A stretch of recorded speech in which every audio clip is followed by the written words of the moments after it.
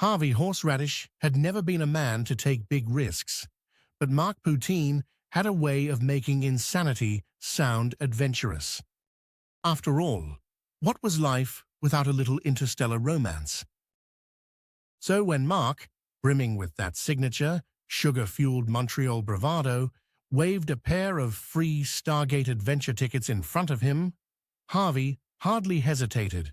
Mark, what's all the commotion? Buddy, you are not going to believe this. The journey through the Stargate was a mess of blinking lights and procedural forms signed in triplicate. At last, they stumbled, slightly queasy, into the lobby of the Midol Interport, greeted by a wave of spicy metallic air and a promotional holo sign flashing, "Your emotional forecast today, unpredictable." The tour was led by a perky, iridescent shapeshifter named Clyra, who had a tendency to change hair color midway through her sentences. Welcome to Midol, Earthlings. She beamed at them both and handed over a laminated map in 15 languages. For a moment, they felt like astronauts about to plant a flag on Venus. Mark was in his element.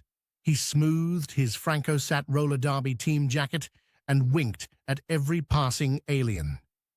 Harvey was less enthusiastic, slightly overwhelmed by the sight of 100 hopeful suitors, quadruple-jointed, feathered, translucent-skinned, jostling in the atrium, waiting for their shot at love. Then came the first big surprise. As Clyra led them into the grand hall, a trumpet fanfare announced the arrival of the competition.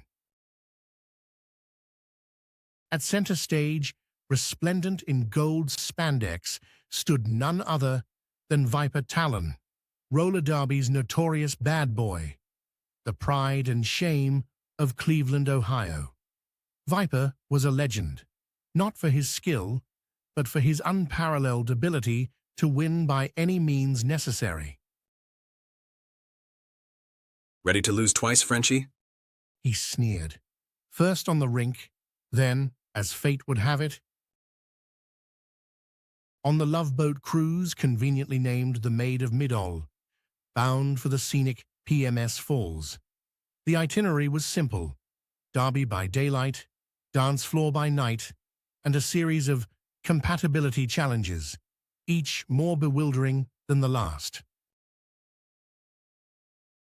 The real wild card, though, were the infamous shape-shifting Midolian temptresses, famed across the galaxy for their mood forecasts.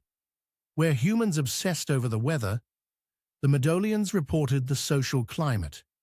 High chance of flirtation, scattered drama, volcanic jealousy warnings in effect. Mark, ever the optimist, dove in with both skates.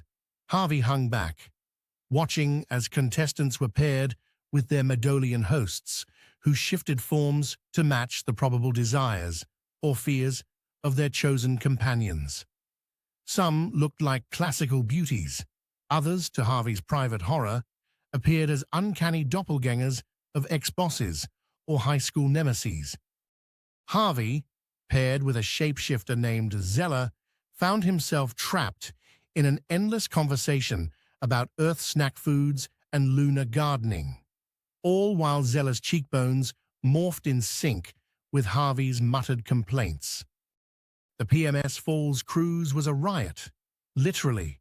Viper sabotaged Mark's skates during the glide of romance, earning an unsportsmanlike penalty, but winning a standing ovation from the more mischief-minded in the crowd. By midnight, things escalated. Mark, desperate for a win, tried to impress his host with tales of his roller derby prowess. The Midolian woman only sighed and announced, "Mood forecast, 80% chance of emotional instability.